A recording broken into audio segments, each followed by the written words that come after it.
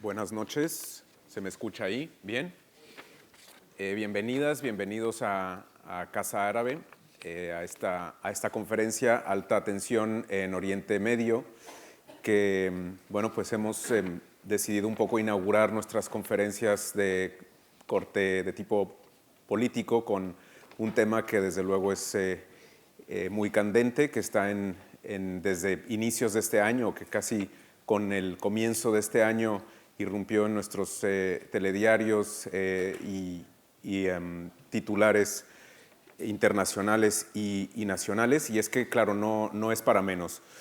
Y el interés que tiene en esta casa hablar de Irán, desde luego, pues tiene que ver con el vecindario de Irán, que sí que es directamente parte del objetivo o de la misión de Casa Árabe, entender mejor lo que pasa en Oriente Medio, en los países árabes, y concretamente en Irak, que es un país que es pues un gran termómetro de lo que sucede en Oriente Medio. La escalada de tensión que tiene lugar tras el asesinato del general iraní Qasem Soleimani el 3 de enero por parte de Washington y el derribo sucesivo de un avión comercial ucraniano por parte de Teherán han generado una inestabilidad que abre nuevas preguntas, nuevas incógnitas.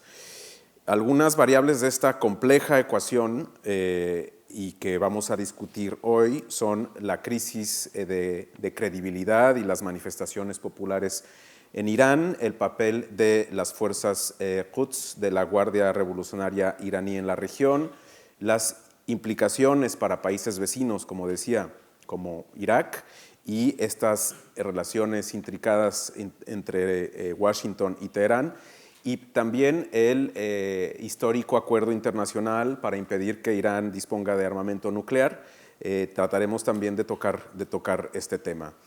Para entender esta coyuntura tan compleja y cambiante, hemos invitado a dialogar a Catalina Gómez Ángel, experimentada periodista, y a Haidar Al-Hoy, un reputado analista político y de seguridad con sede en Londres, pero bueno, Catalina vive en Irán desde hace más de una década, desde hace 12 años, y Haidar constantemente viaja a Irak, tanto a Bagdad como a Sulaymaniyah, y mantiene contactos constantemente, con lo cual pues tenemos aquí el privilegio de contar con dos voces, con dos analistas que conocen muy bien la región, tanto Irán como Irak.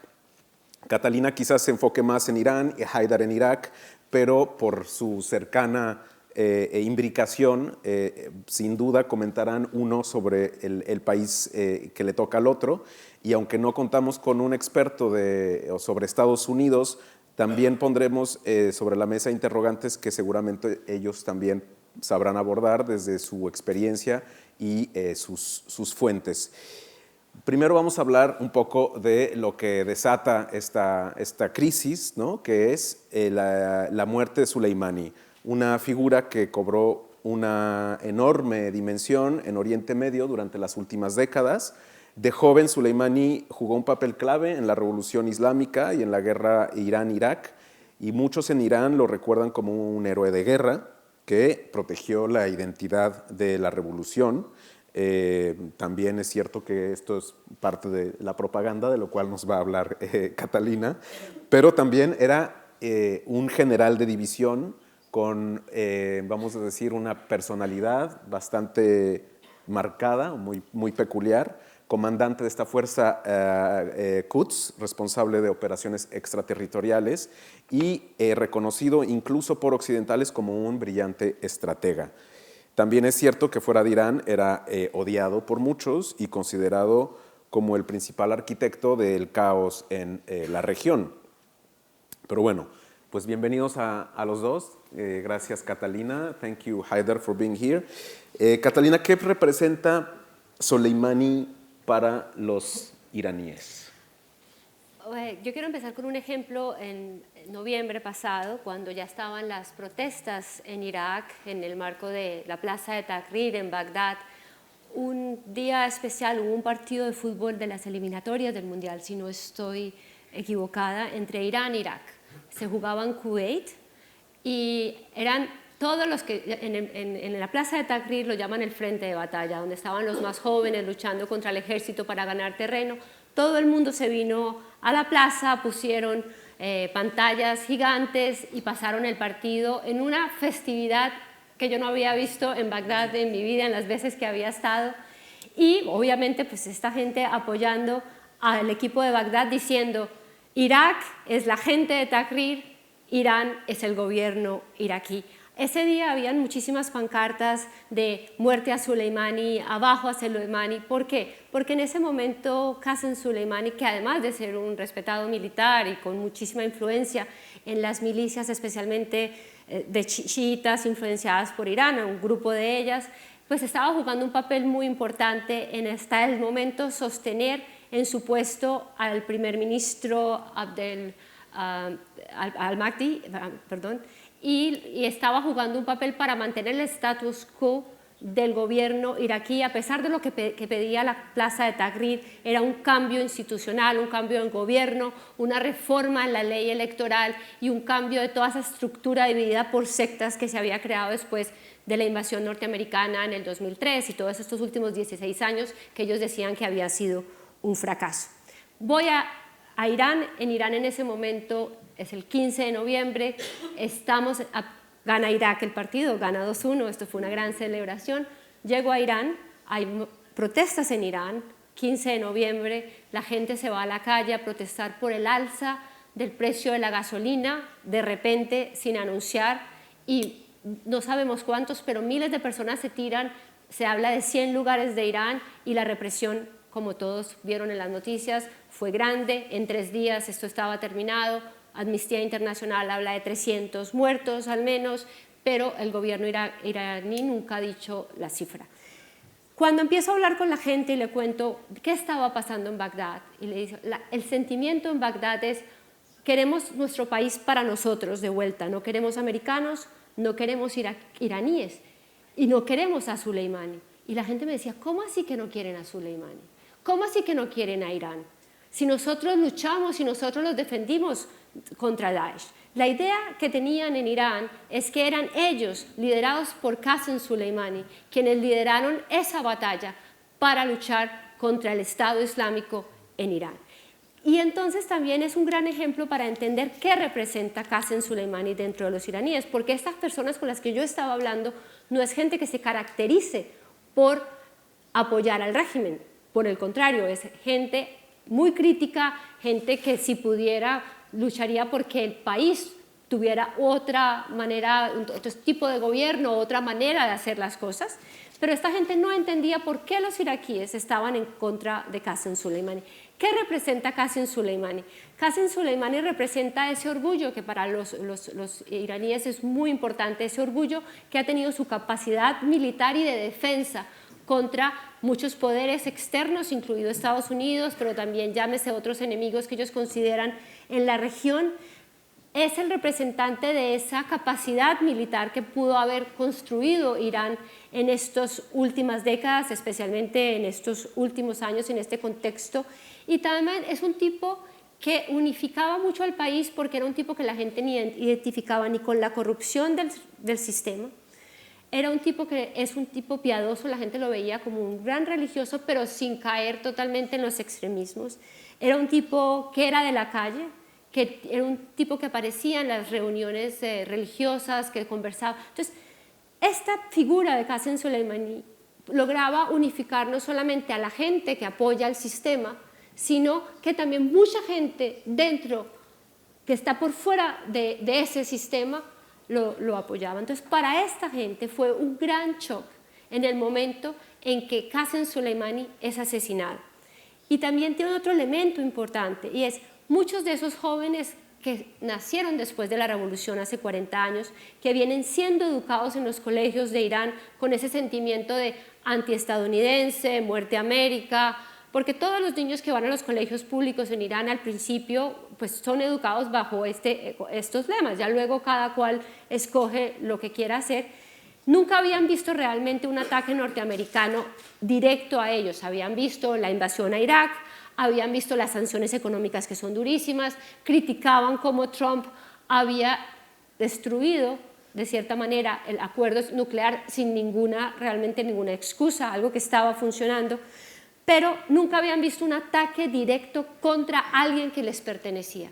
Y ese día fue un gran golpe, un gran shock para los iraníes de todos los sectores. Y por eso, y además nace ese sentimiento de va a haber una guerra. Obviamente ese día todo el mundo pensó y todos pensamos que realmente había que cobrar venganza, y la palabra venganza surge no solamente dentro de este sector del régimen, y hay que cobrar una venganza, y yo creo que eso fue lo que pidieron durante los funerales. Gracias. Haider, how about for Iraqis? Y en el caso de Irak, How is Soleimani perceived ¿cómo se veía a Soleimani en Irak? ¿Qué impresión se tenía de él? Y también causó la misma conmoción en Irak su asesinato. Pues sí, muchísimas gracias. Es un placer que me hayáis invitado aquí para volver aquí a Casa Árabe. Es verdad, Catalina también ha hablado del carácter un poco divisorio que tenía la figura de Soleimani en el país. Y nadie habla, sin embargo, mucho de quiénes son los grandes beneficiarios de las tensiones entre Estados Unidos, Irak e Irán. Pues son precisamente ISIS, que no tienen califato, que no tienen control ideológico, pero como organización siguen en pie, siguen existiendo, siguen ahí, y estamos viendo por término medio al menos un atentado diario en Irak. Por su parte, hay aproximadamente unos 2.000 prisioneros de ISIS en Siria, en condiciones precarias. Los está custodiando las fuerzas kurdas sirias, que ahora tenían que ir a la guerra en la parte de la Turquía kurda para respaldar a los kurdos en aquella zona. Y no hay ni un solo país europeo, además, que quiera aceptar, además, que vuelva ninguno de sus ciudadanos, de los que otra vez readmitirlos, los que hayan luchado con ISIS. Y esta situación, por lo tanto, podría ser realmente peligrosa si hubiera una evasión en masa de todos estos prisioneros. Y luego, cuando hablamos del papel de Estados Unidos contra ISIS, el papel de Irán contra ISIS, pero yo como iraquí lo tengo que decir, somos los iraquíes los que hemos pagado el precio más alto contra ISIS, y fue la determinación del pueblo iraquí lo que derrotó a ISIS, por supuesto con el apoyo de los mandos militares iraníes y con el poder bélico de Estados Unidos, y de ahí las tensiones que han surgido por el asesinato de Soleimani, que sean críticas, porque precisamente la disminución del conflicto entre Irán y Estados Unidos fue lo que permitió derrotar a ISIS en Irak. Por supuesto que Irán y Irak han sido enemigos desde hace 40 años, pero en Irak todo el mundo sabía que ambas partes, ambos bandos, tanto Irán como Irak, tenían un enemigo común, y todo el mundo apoyó al gobierno central. Y de hecho, desde la perspectiva estadounidense hay una cosa muy curiosa. Las fuerzas paramilitares chiíes y el ejército iraquí en varias batallas se habían quedado atascadas, no podían penetrar las defensas de ISIS, no podían entrar en la ciudad de Fallujah, y fue la aviación americana la que eliminó esos objetivos de Daesh y permitió así que las fuerzas iraníes liberaran esas ciudades. O sea que han pasado muchas cosas, ha corrido mucha agua bajo el puente desde el momento de la guerra entre Irán e Irak y la situación en la que nos encontramos hoy. Desde luego, el asesinato de Soleimani va a cambiar la dinámica y representa además una escalada sin precedentes, por lo menos por parte de los americanos, porque los iraníes han tenido desde hace mucho tiempo, digamos, combatientes por delegación, digamos, contra las fuerzas americanas en otros lugares, pero que les hay y que por parte de las fuerzas americanas en su territorio, pero El hecho de que haya un ataque directo del propio gobierno estadounidense y directamente en su territorio es algo sin precedentes.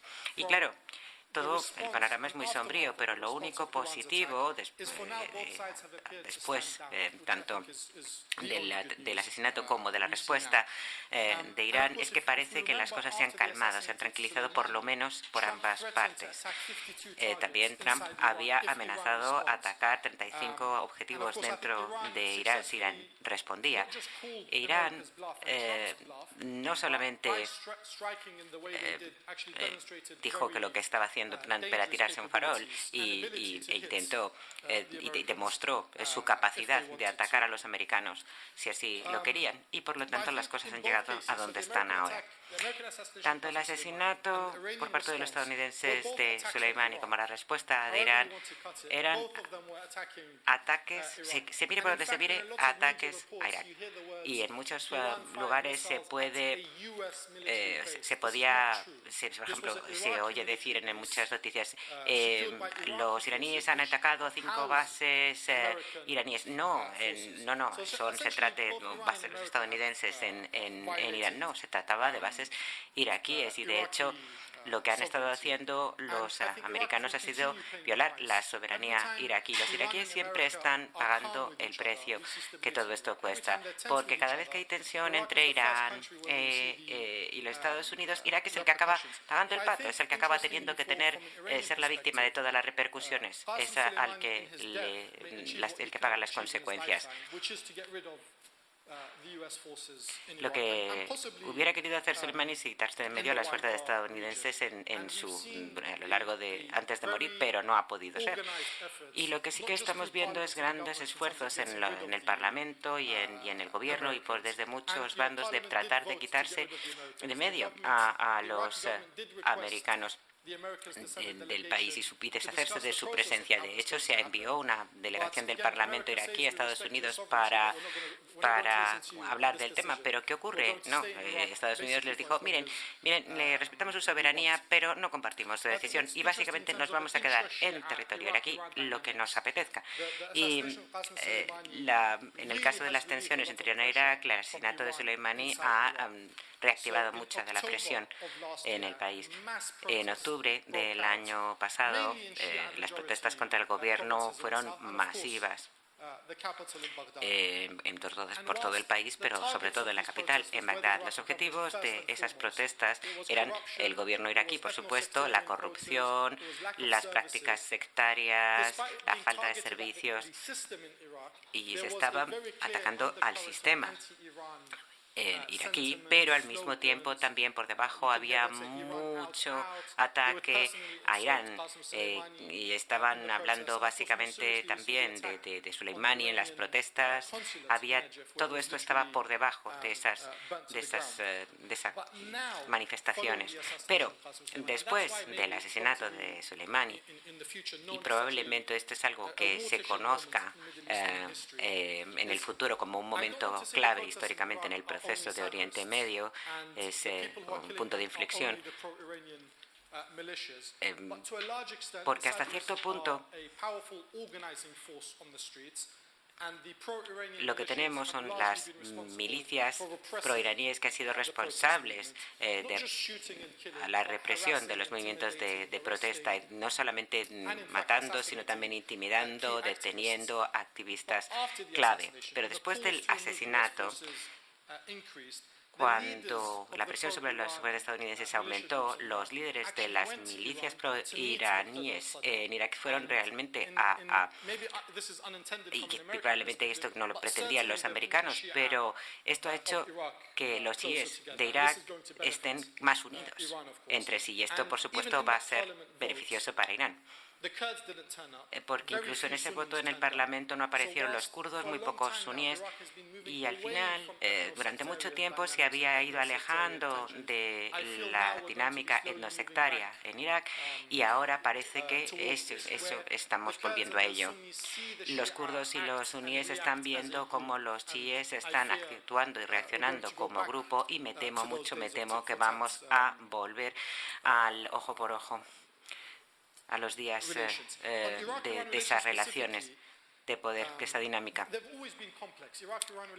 Las relaciones Irán-Irak siempre han sido complejas. No estoy hablando ya ni siquiera de las guerras ni de los 80 o los 90. Lo que ocurre es que en los últimos años los iraníes están llevando a cabo en Irak un proceso un poco en paralelo. Por un lado, digamos, oficialmente y de cara a la galería, ellos apoyan el proceso democrático en Irak, pero digamos, la otra cara de la moneda es que el sistema iraní lleva años financiando, equipando y pertrechando a las fuerzas paramilitares chiíes en Irak. Y cuando estos dos elementos entran en colisión, al final, de estos dos, pues por supuesto, quien se convierte en el intermediario, digamos, para poder negociar una salida, pues el gobierno iraní, que es el que tiene más influencia y poder para conseguirlo. Y esto, por supuesto, Irán tiene en Oriente Medio muchísimas ventajas con respecto a Estados Unidos. Es verdad que Estados Unidos es una superpotencia y que Irán es solamente una potencia regional, pero tiene muchas más ventajas que Estados Unidos.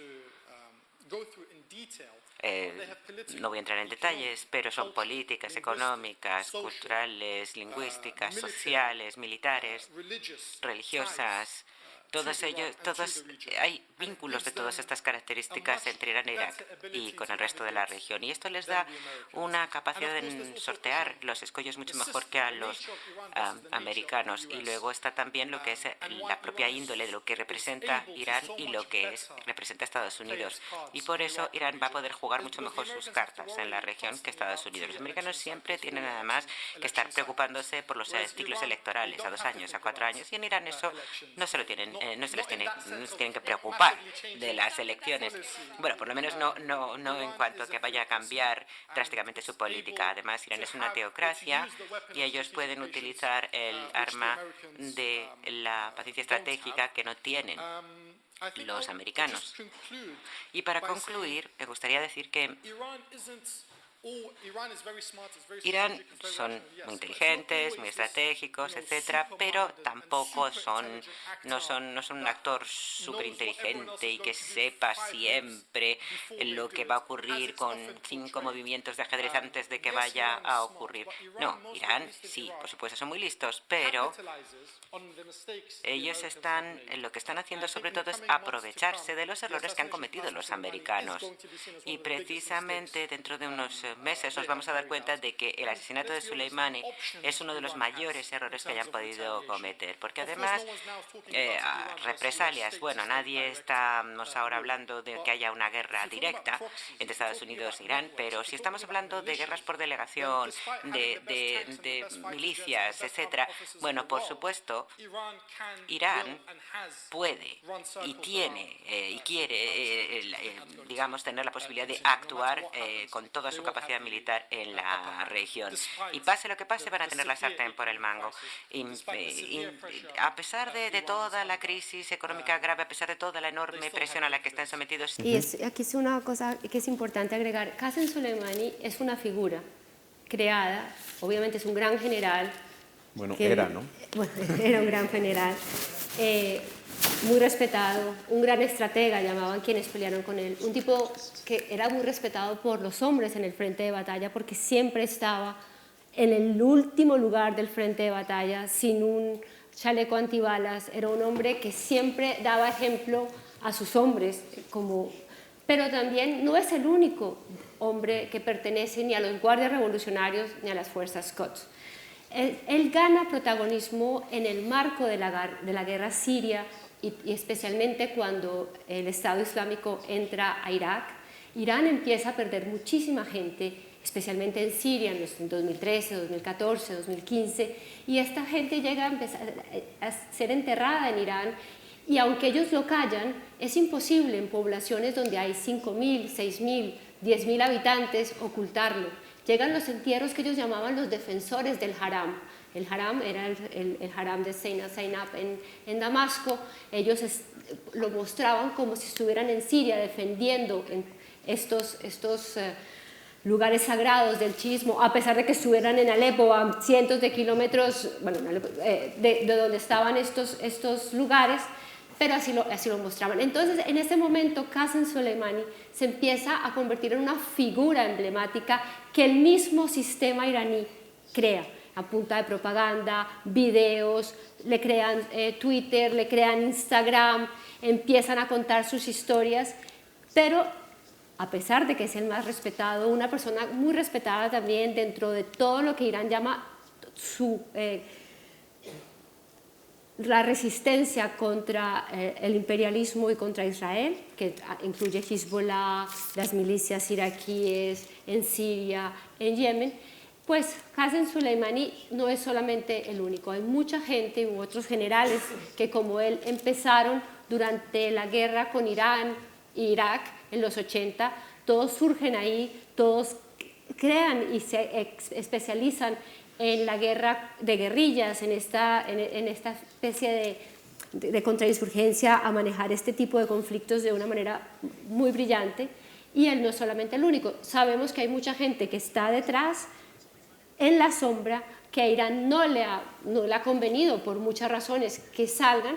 O sea, que la muerte de Qasem Soleimani, aunque es importante especialmente por esas relaciones personales que él ha creado con esas milicias, especialmente con Hassan Nasrallah en el Líbano, con Haider Amer o con al-Muhandis como la tenía en Irak, pues realmente no es el único. Así que posiblemente esta misma estructura que tienen los Quds operando en la región y que operaban bajo el mandato de Qasem Soleimani van a seguir posiblemente igual. Sin él, no sabemos si vayan a sacar y vayan a crear otra figura, Ismail Qani, que es el reemplazo a quien ha designado el líder supremo como su reemplazo. No es un hombre ni que tenga el carisma, ni que tenga el conocimiento de esa parte, porque ha estado a cargo del portafolio afgano y con algunos asuntos en Irak, pero el que acaban de nombrar como su segundo es una persona que posiblemente, según conocen los expertos, sí tiene grandes relaciones con Irak y con las milicias en todas estas chiitas, especialmente también en Líbano. Así que posiblemente lo que veamos no será un gran cambio de la estrategia iraní en la región.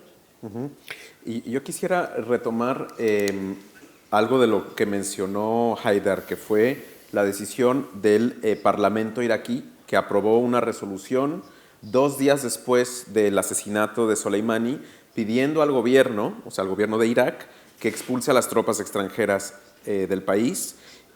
Algo que, sin duda, como decía Haider, plantea preguntas sobre el futuro de esa coalición que ha luchado con éxito relativo, pero con éxito contra Daesh o el Estado Islámico. Esa muerte de Soleimani enfureció a muchas de las milicias chiíes, de las cuales, bueno, tocó también parte de la intervención de Haider, y a los partidarios también de las milicias chiíes en Irak. El propio gobierno de Bagdad también acusó a Washington de violar su soberanía, aunque Washington dice que la respeta, pero es claro que no la respeta. Entonces, y yo quisiera que pudiéramos hablar un poco más de estas milicias, ¿no? De las fuerzas de movilización popular, en árabe el Hashd el-Sha'bi, cómo se están, o sea, cómo están, tienen algún tipo de estrategia. Haider mencionó a las fuerzas sadristas de Muqtada al-Sadr, que es un clérigo que no tiene realmente un nombramiento, digamos, político, pero tiene una fuerza importante, en realidad, por la popularidad que tiene y sobre todo en sectores chiíes pobres, pero que son muy amplios. Quisiera, si puedes, Haider, explicarnos un poco más qué pasa con las dinámicas dentro de las milicias chiíes. Y bueno, simplemente para cuando arranca Haider, que de pronto se acelera un poquitín, decirle a las intérpretes cuando dice IRGC, que se refiere a los guardias revolucionarios iraníes. ¿Sí? Sí. Y las fuerzas Al-Quds, que además, bueno, es importante que simplemente como detalle, para quien sepa árabe, que Al-Quds significa Jerusalén. Entonces, yo creo que es interesante que así se llame esta fuerza, ¿no? Que no es ninguna coincidencia que esta fuerza, que es como la fuerza de élite de las guardias revolucionarias, tenga el nombre de Jerusalén. Al fin y al cabo, estas fuerzas, su objetivo es toda la fuerza de la resistencia, y el objetivo de la resistencia es recuperar Jerusalén. Recuperar Jerusalén. Entonces, bueno, pues si quieres hablarnos un poco de eso, Haidar, y luego te haré otra pregunta a ti, Catalina.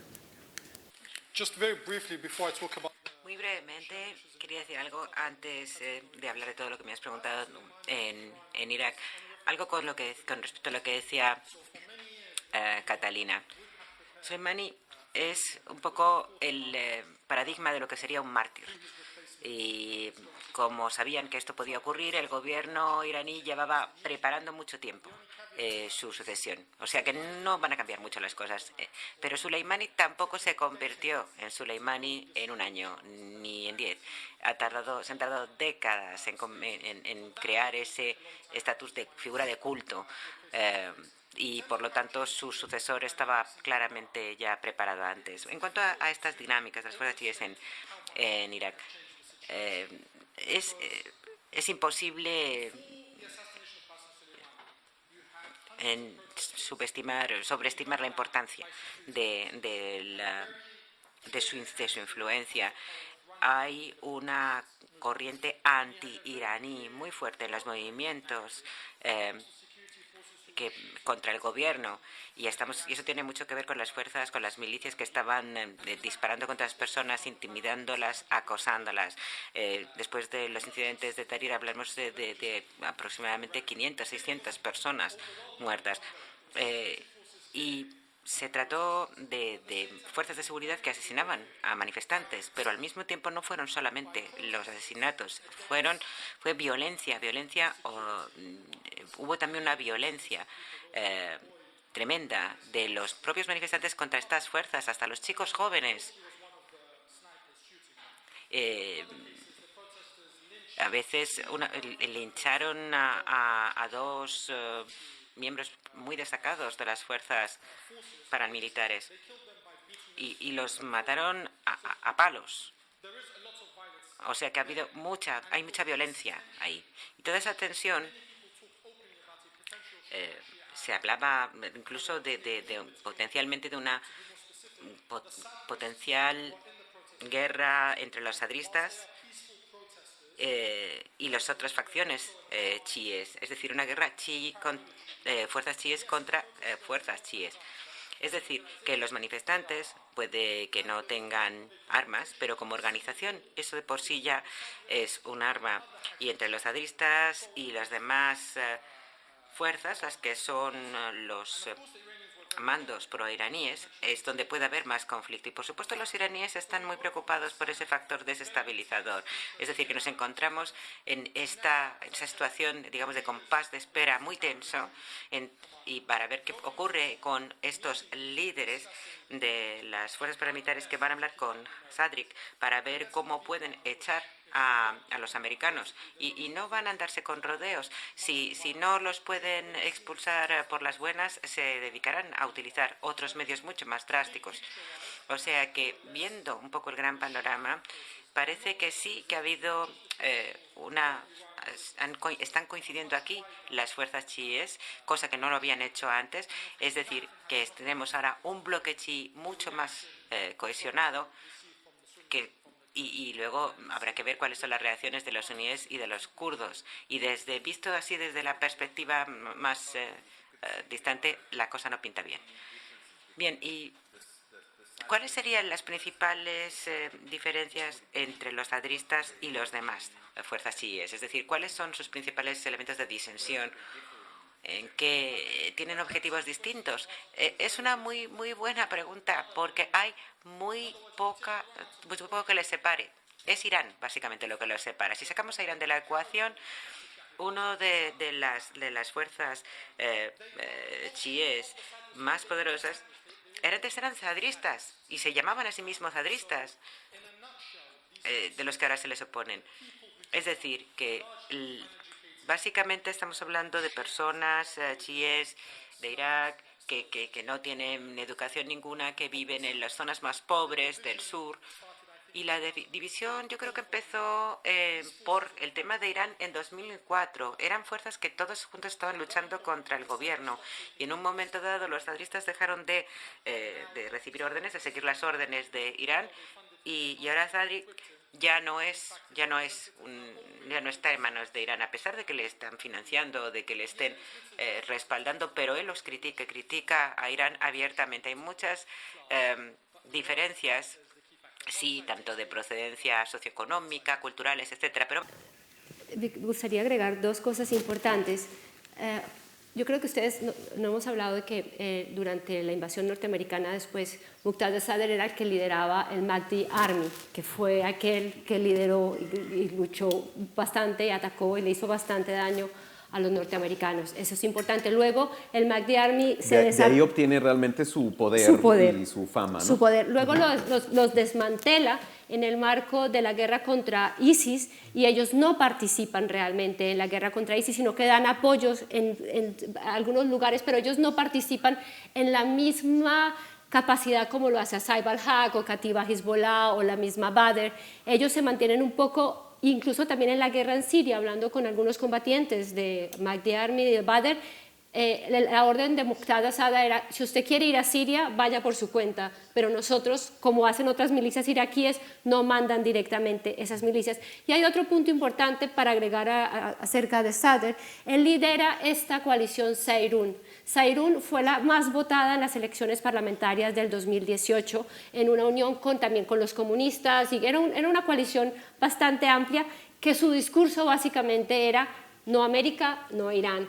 Es lo mismo que veíamos en la plaza de Tahrir: queremos el país de vuelta para nosotros. Y ellos, aunque la participación fue mucho más baja, yo creo que el 40% que dicen las autoridades iraquíes de aquellas elecciones fue mínima comparada incluso con las anteriores, pero ellos ganan las elecciones con ese discurso, ya mostrando que hay un hartazgo de la sociedad iraquí hacia esa clase política. Y ahí es donde Sadr luego ahora vuelve a jugar este papel importante, porque está viviendo en Irán, lleva meses viviendo en Irán. El pasado Nowruz estuvo sentado al lado de su Supreme Leader con Qasem Soleimani, y ahora van las milicias a hablar con él. Así que es un desarrollo bastante interesante.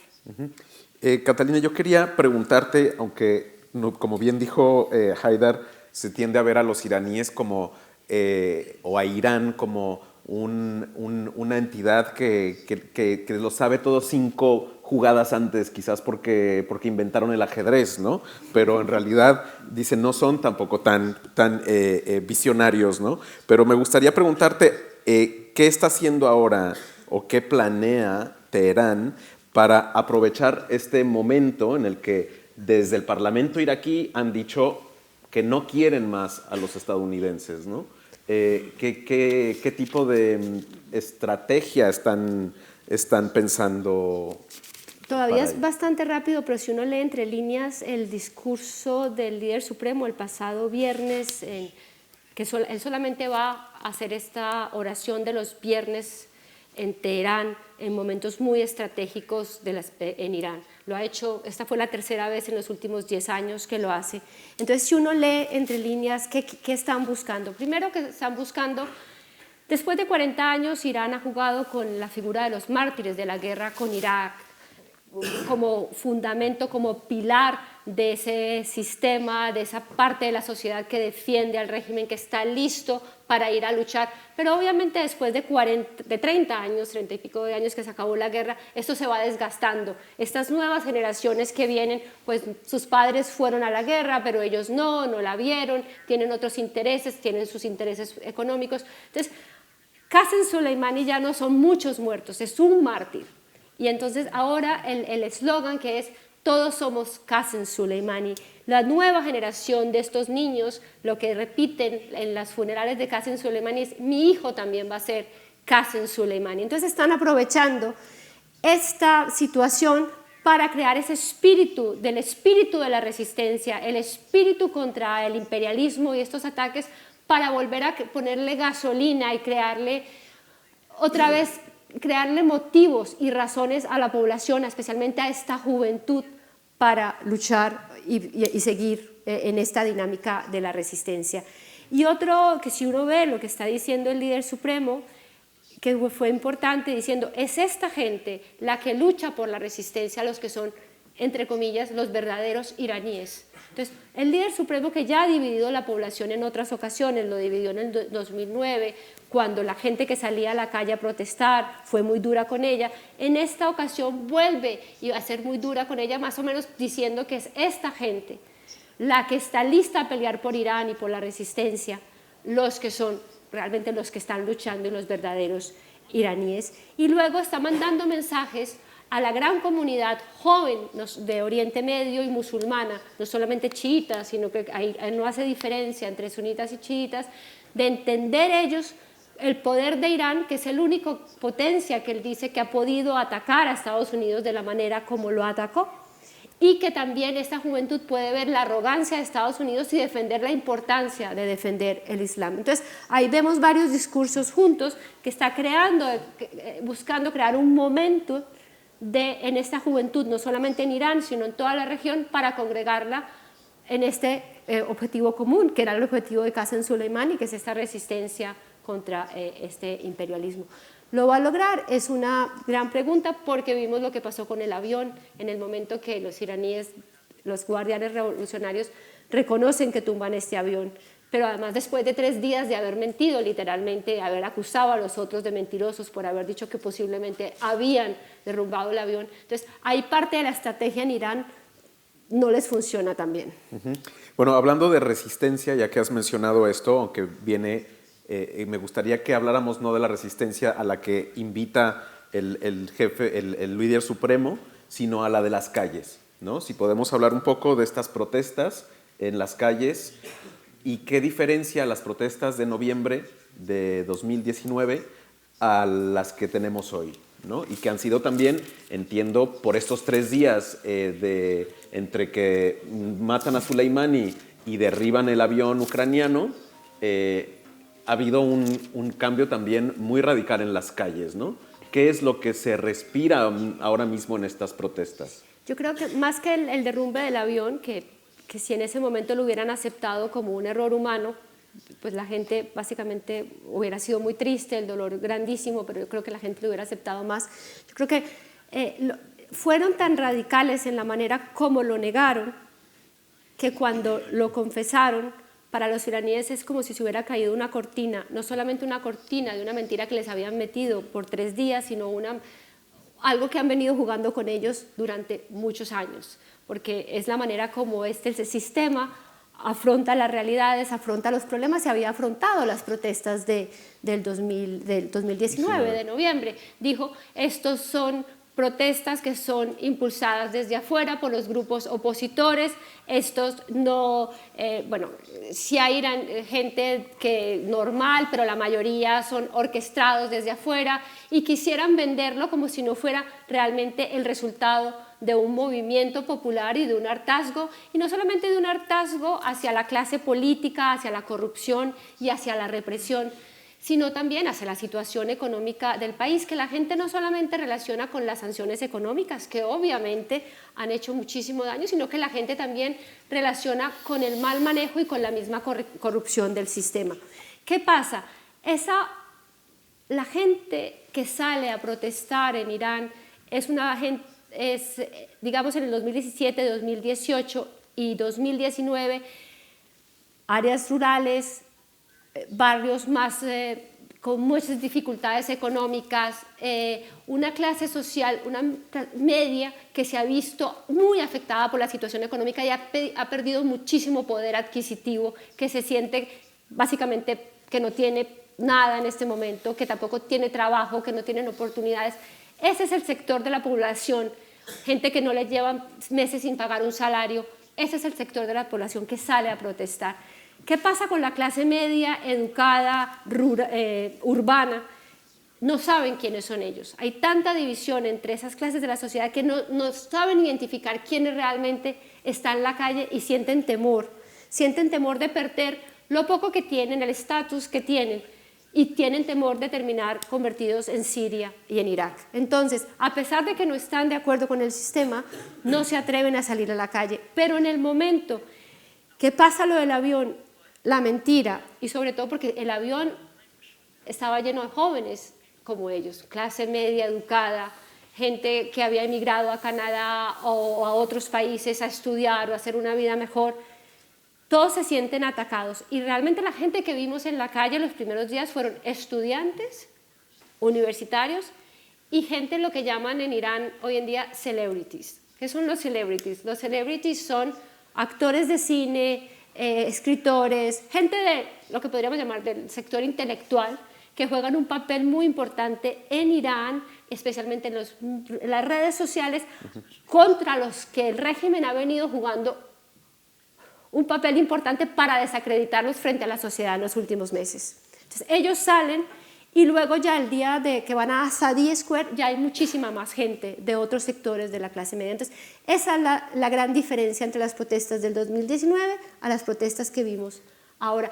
Todavía no son masivas, o sea, hay un descontento, pero la gente tiene mucho miedo de ir a la calle porque tiene muchísimas cosas que perder. Y volviendo a Haider, aunque ya has tocado, you've mentioned already. Ya habías hablado de las protestas en Bagdad, pero haciendo un poco referencia o en paralelo a lo que ocurre en Teherán, ¿qué piensas que ha hecho que se consoliden tanto las protestas en Bagdad a pesar de los duros ataques que se han infligido a los manifestantes? Había un sentimiento antisectario al principio, pero esto está desvaneciéndose hasta cierto punto.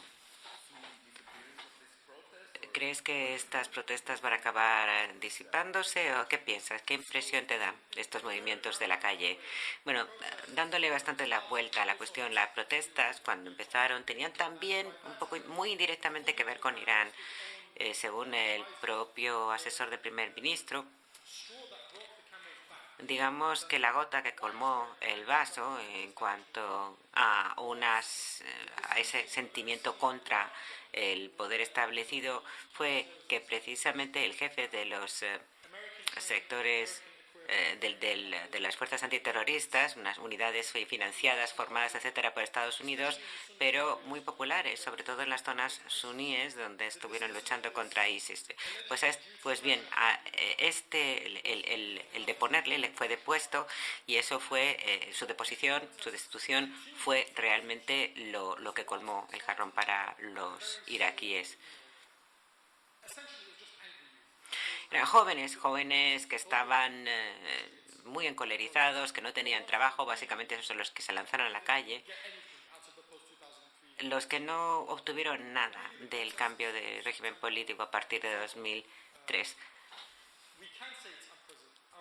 Pero lo que ha ocurrido desde octubre, ya no estamos hablando de las cifras ni de la escala, de la envergadura, sino que lo que estamos hablando era de sociedad, a partir de ese momento la sociedad de todas las capas sociales, de todas las etnias, de todas las religiones, los profesores se sumaron a los alumnos, la gente de la calle se empezó a sumar y al final esto hizo que fuera muy horizontal, muy transversal.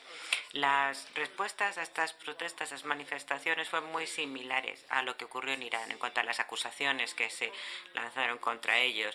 Los grupos armados proiraníes decían que esto era una trama americana, saudí, israelí, a veces eran de los batistas, luego decían que eran de los dos en conjunto. Y esto explica la respuesta tan violenta de las fuerzas de seguridad. Y cuando hablo de las fuerzas de seguridad, no hablo solo del ejército y de la policía, sino de los paramilitares y de las milicias. Estos son grupos que derrotaron a ISIS. Ellos se ven a sí mismos y se venden a sí mismos ante el pueblo iraquí como los que han sacrificado 25.000 de sus miembros para defender al país y se ven a sí mismos como los garantes del orden y del poder establecido. y ahora digamos que está entre la espada y la pared, Irak, porque tiene a sus mandos que están armados con municiones y luego 600 muertos después hemos podido ver la determinación y la persistencia de los manifestantes, que no se acababa. Todos los viernes además recibían el apoyo de Sistani, que decía y advertía al gobierno que si no se resolvían esas preocupaciones, las cosas iban a volverse cada vez más violentas y más caóticas. Pero es interesante decir que Sistani no es que no diga que se oponen los manifestantes, lo que hacen es que no dicen que no se oponen, sino que les dan apoyo material, alimentos, apoyo logístico, y hay muchos de sus representantes que incluso se suman a las manifestaciones. O sea que estamos hablando de una situación muy tensa ahora, de un enfrentamiento que está, como digo, en compás de espera, pero una gran tensión. Y los manifestantes no se van a volver a casa hasta que haya un cambio fundamental.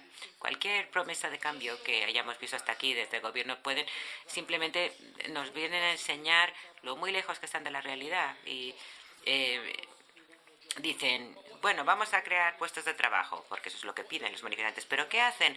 Crean más puestos de funcionariado. Están aumentando una administración pública que ya es muy grande de por sí, ya es excesiva. Y esto al final no va a haber cómo pagarlo. Y están empeorándose las circunstancias de cara al futuro. Y en cuanto a Sader, ¿nos podrías explicar un poquito más su papel? Cuéntanos un poco nos has hablado un poco del papel de Sistani y hasta qué punto tiene fuerza su posición y cuál es su relación con Sader. Bueno, Sistani sin ninguna duda es el hombre más influyente de Irak cuando quiere serlo, y esto es un poco una pescadilla que se muerde la cola, porque a diferencia de Jamenei en Irán, Sistani, desde el punto de vista religioso, de creencia religiosa, no político, él tiene una visión completamente divergente. Él dice que la teocracia no es... Él piensa que Dios y la religión están por encima del proceso político, pero cuando él quiere implicarse, no hay nada que se le interponga en su camino, ya sea una superpotencia global cuando fue Bush, o sea Soleimani, sea quien sea, nada se pone en su camino. Pero Jamenei y Sistani, Sistani, incluido Jamenei, él no hay nada que pueda con él. No sé si recuerda, con Bush los americanos no querían que hubiera unas elecciones directas anticipadas, pero Sistani se empeñó, dijo, hasta aquí hemos llegado, estas elecciones se celebran o sí, y así fue. Con Irán, con Hamiki, por ejemplo, él se quiso mantener a Tariq, se le quiso mantener en el poder durante mucho tiempo a pesar de todo lo que había ocurrido, pero ahí dijo Sistani, no, a este hombre hay que cambiarlo, y da igual lo que diga Soleimani, da igual lo que diga quien quiera, pero este hombre hay que destituirle. Pero tiene 90 años, es un anciano, además tiene una fractura de fémur grave, sigue siendo muy influyente, sigue tratando en la medida de lo posible de proteger los intereses de Irak y del pueblo iraquí, pero en medio de este caos tampoco está muy claro qué es lo que va a poder hacer, a pesar de estos sermones semanales de los viernes que son arengas al pueblo. Y además tampoco es que se le estén escuchando mucho por otros lados. No, pero me parece... los americanos escuchan a Sistani, los iraníes escuchan a Sistani, pero los propios políticos iraquíes no le hacen caso cuando no les interesa. Bien, antes de pasar a las preguntas del público, quisiera que habláramos un poquito de la región. Vamos a volver al año 2017, cuando la campaña contra ISIS, Daesh, Estado Islámico, supuestamente concluye, y Estados Unidos se vuelve mucho más atento a las preocupaciones expresadas por Arabia Saudí sobre la intromisión iraní en los asuntos de sus vecinos. Los estadounidenses se enfrentaron en su momento a un verdadero o imaginario Soleimani en Yemen, y desde luego en Irak y en Siria. Mientras tanto, Israel, el aliado más cercano de Washington, cuya seguridad bajo la administración Trump se ha convertido en más o menos la única preocupación de la política exterior estadounidense en la región, comenzó a sentir también el calor de la presencia iraní en Siria y la de Hezbollah, el representante de Irán, en el Líbano. Y estos que surgieron envalentonados después de haber luchado junto a los iraníes en nombre de Damasco, ¿no? en Siria. Todas estas, estamos hablando de Irak, pero también de Siria, de Líbano y de Yemen. Bueno, son unos cuantos, ¿no? Por lo menos los visibles y que tenemos, los que podemos más o menos analizar, ¿no?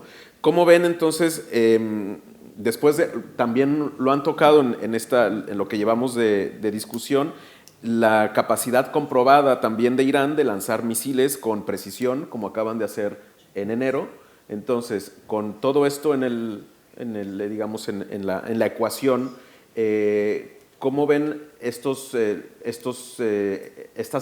movimientos o estos operativos extraterritoriales de Irán a raíz de la reciente crisis de enero? O sea, ¿cómo estimas, Catalina, que va a moverse esto? Haider es el experto en seguridad, pero Irán se siente fortalecido, especialmente con la precisión que sus misiles actuaron en Irak. O sea, independiente de que esto ha pasado a un segundo plano, porque obviamente la tragedia del avión terminó por opacar esto, no sé, y esto no lo mencioné, una de las grandes tristezas y rabias de los iraníes es que al día siguiente, o sea, el avión es derrumbado un miércoles por la mañana, y al día siguiente, durante el día, Ali Hayesi, que es el comandante en jefe de las fuerzas aeroespaciales, el que luego reconoce que han tumbado el avión, da una rueda de prensa donde están con todas las banderas de los aliados de Irán en la región. Está Hashd al-Shaabi, está Hezbollah, está Hamas, está todos mostrando la fuerza de la resistencia. Aparece victorioso contando realmente cuáles fueron los puntos que atacaron, la precisión de sus misiles, cómo lo habían hecho. ¿Qué pasa con esto?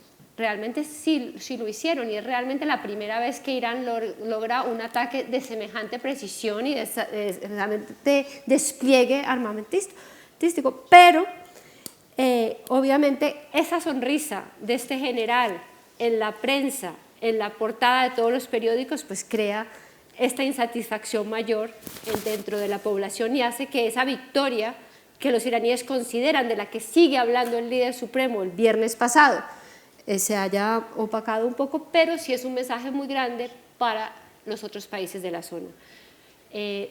No hay que olvidar que Qasem Soleimani, el día que estaba llegando a Bagdad, traía un mensaje del gobierno iraní para entregarlo al primer ministro iraquí para que lo entregara a Arabia Saudita. Las conversaciones llevan ya varios meses que vienen debajo del tapete. ¿Qué tipo de negociaciones? Pues realmente no se sabe muy bien, pero hay un cierto acercamiento después del ataque a las instalaciones petroleras de Aramco en Arabia Saudita. Cuando realmente Trump no hace nada por defender a los sauditas se dan cuenta de que o crean algún lazo con Irán y empiezan a cambiar su estrategia, o Trump los va a abandonar en cualquier momento, y entonces pasa esta estrategia. Y yo creo que todos los países en la región tomaron nota. Irán es un país con una capacidad militar, especialmente ese programa de misiles que tanto ha tratado Trump de que Irán negocie, y por eso se sale del acuerdo nuclear, y también los europeos, de cierta manera, que ellos aseguran que no van a negociar, pues han tomado nota, y yo creo que eso se verá las consecuencias próximamente en la región. Solamente ayer estaba el ministro de Exteriores de Omán en Teherán. Omán ha jugado un papel muy importante en estas relaciones, estuvo el emir de Qatar, o sea que las negociaciones se están dando. ¿A dónde vamos a llegar? Pues tú sabrás de pronto más que yo, pero... I don't. ¿Wanna comment on that? ¿Algún comentario? Bueno, muy brevemente, en cuanto a qué va a hacer Irán, pues ni idea, ¿quién lo sabe? Porque hasta los propios iraníes están enviando pues unas señales divergentes y opuestas, porque decían, el mensaje es, los misiles concluyeron o pusieron fin al asesinato yo con esto se puso fin a las represalias por el asesinato, pero luego decían, vamos a responder de manera viril. ¿Y por qué dicen viril? No sé, no tengo ni idea aquí, pero bueno, no sé lo que quieren decir con esto, pero en fin. Y en cuanto al atentado contra Aramco, pues efectivamente querían demostrar la capacidad militar de hacer ataques de precisión contra las fuerzas estadounidenses. Pues eso sí que es realmente mucho más sustancial, desde luego, porque el que lo haya hecho Irán o que lo haya hecho alguien por delegación, da igual. Lo que importa es que se demostró efectivamente la capacidad de Irán de atacar y de quitarse de tajo, de un plumazo, con un solo ataque de precisión, la mitad de la producción petrolífera de Arabia Saudí. Eso es lo que demostraba ahí Irán. Y yo creo que los árabes, los saudíes en particular, como hemos podido leer, por ejemplo, siempre están diciendo los americanos, hay que cortarle la cabeza a la hidra, pero ni siquiera los americanos quieren luchar ni siquiera en Yemen, y por eso mandan a sudaneses o a quien sea, pero lo que les preocuparía mucho es que esa capacidad que tiene Irán. Y bueno, no sé si se lo puedo decir aquí, pero se dice aquí que, vamos, Irán se tira un pedo y conquista uno de los países de la región. Y perdonen por esto, pero es un chiste que decimos mucho por allí. ¿Pero de qué estamos hablando? De que comparten 30-35 kilómetros en el estrecho de Hormuz. ¿Están listos? Están listos. Y si reciben cualquier ataque del otro lado del Golfo, están listos, preparados para responder. Y lo dicen siempre, pero vamos a ver, con unos cuantos coheridos, no quiero decir nada, unos cuantos misiles a Aduba y al otro lado, ¿qué podrían hacer? Bueno, podrían poner la situación económica, hacerla estallar por los aires. Y no hace falta mucha capacidad para lanzar esos misiles. Y ellos lo van diciendo y lo dicen mucho. A lo mejor esto podría unir a... Bueno, unas últimas palabras sobre el programa nuclear. The nuclear program. Yeah, No. yo creo que estamos en un punto importante y yo creo que el programa nuclear, además de lo que ha pasado esta semana con los europeos que deciden activar esta cláusula, que eventualmente los iraníes están amenazando diciendo cuidado, nos vuelve a llevar al Consejo de Seguridad de las Naciones Unidas para volver a imponer esas sanciones que realmente se desmontaron después de la firma del acuerdo. Todo esto que está pasando con el acuerdo nuclear también hay que leerlo dentro del marco del sistema político interno iraní.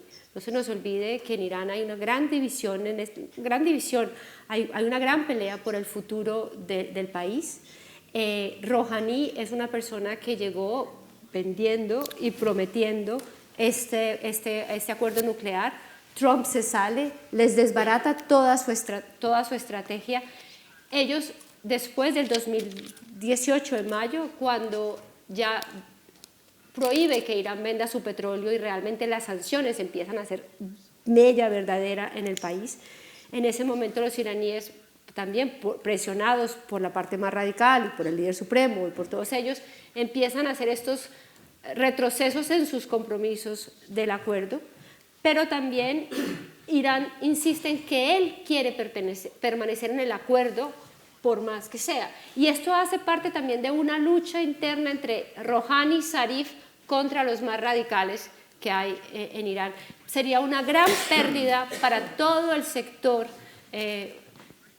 moderado, reformista, si se puede llamar, dentro del mismo sistema, que este acuerdo nuclear realmente se termine por esa razón, porque obviamente ellos cada vez tienen menos poder, tienen las nuevas elecciones parlamentarias que va a haber el próximo 21 de febrero. Si uno se ve la cantidad de candidatos que vienen de ese sector que no fueron aprobados sus credenciales por el Consejo de Guardianes, o sea que vamos a quedar con un parlamento mucho más conservador y mucho más radical que el que había. Todo esto es el único margen de maniobra que tiene en este momento Rouhani y Zarif para mantenerse, y porque también hay un punto importante.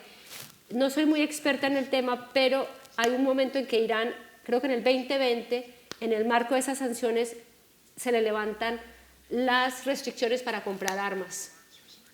Y en ese momento puede comprar las armas a Rusia, a China, porque de todas maneras la capacidad militar de Irán, no se nos olvide, es restringido. Ellos han realmente trabajado muy bien en su capacidad de militar, en las armas que ellos producen, en sus misiles, pero la mayoría de esta producción es indígena.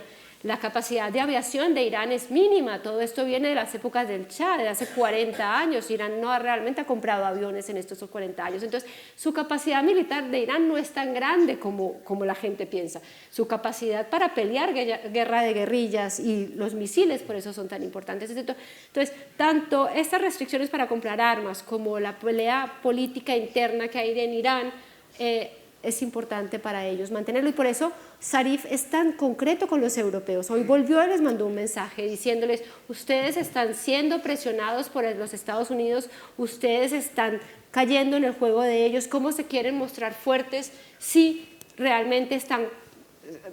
Porque una de las teorías es que Trump amenazó a los europeos con ponerles unas sanciones y tarifas en ciertos productos si realmente continuaban con el acuerdo nuclear.